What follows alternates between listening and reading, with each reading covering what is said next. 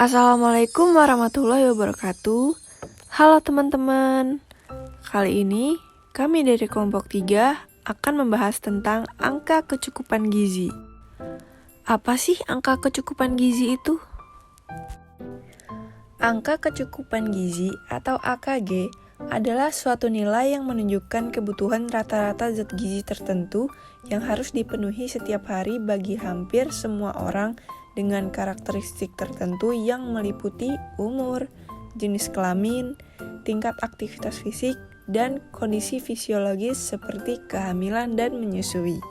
AKG mempunyai nama lain yaitu Recommended Dietary Allowance atau yang biasa disingkat dengan RDA. AKG ini diperuntukkan bagi sebagian besar penduduk, sehingga sudah mempertimbangkan variasi. Sebagian besar penduduk ini mencakup 97,5% populasi sehat. Artinya, 2,5% bagi penduduk yang tidak sehat tidak dihitung menggunakan AKG. AKG vitamin dan mineral sudah mempertimbangkan cadangan tubuh. Ukuran tubuh yang dipakai adalah berat badan. Maka, bisa diperoleh dari FAO dan WHO. Bila tidak ada dari FAO dan WHO, bisa diambil dari US RDA. AKG sendiri hanya berlaku untuk orang yang sehat dan tidak berlaku untuk kebutuhan individu yang spesifik seperti bayi prematur, kelainan metabolik, infeksi, penyakit kronik, dan pemakaian obat-obatan karena membutuhkan diet spesial dan terapi tertentu. Rata-rata kecukupan energi bagi penduduk Indonesia adalah 2.200 kilokalori dan 50 gram protein pada tingkat konsumsi. Sedangkan pada tingkat ketersediaan yaitu 2.500 kilokalori dan 55 gram protein. Fungsinya untuk menilai kecukupan gizi yang telah dicapai melalui konsumsi makanan bagi penduduk atau golongan masyarakat tertentu yang didapatkan dari hasil survei gizi atau makanan. Kedua, mengetahui kecukupan energi dan zat gizi individu atau kelompok. Ketiga, perencanaan pemberian penyediaan pangan tingkat maupun nasional. Keempat, untuk patokan label gizi makanan yang dikemas apabila pertandingan dengan angka kecukupan gizi diperlukan. Kelima, menetapkan pedoman untuk keperluan labeling gizi pangan. Terdapat 3 tabel AKG yang terdiri dari tabel AKG untuk anak, tabel AKG untuk orang dewasa, dan tabel AKG untuk ibu hamil dan menyusui. Tabel tersebut untuk menghitung angka kecukupan gizi yang terdapat usia, berat badan, tinggi badan, dan lainnya. Untuk menentukan kebutuhan gizi dapat dirumuskan dengan rumus ini. AKG sama dengan berat badan aktual dalam satuan kilogram dikali angka kebutuhan gizi dalam tabel dibagi berat badan standar dalam AKG dalam satuan kilogram. Contoh perhitungan AKG, seorang wanita berusia 21 tahun dengan berat badan 50 kg. Hitunglah kebutuhan energi dan protein wanita tersebut. Diketahui berat badan aktual adalah 50 kg. Berat badan standar untuk wanita usia 21 tahun adalah 54 kg.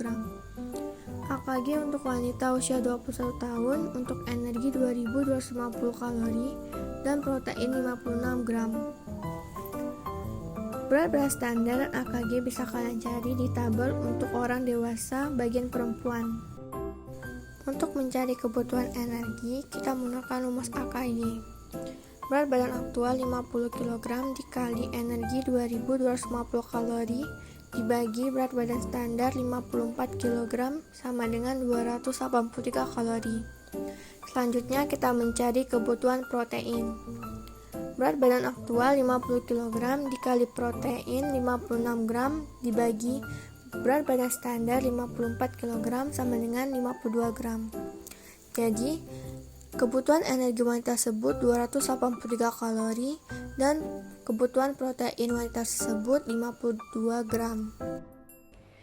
Estimasi atau perkiraan RDA mengikuti 4 langkah penting.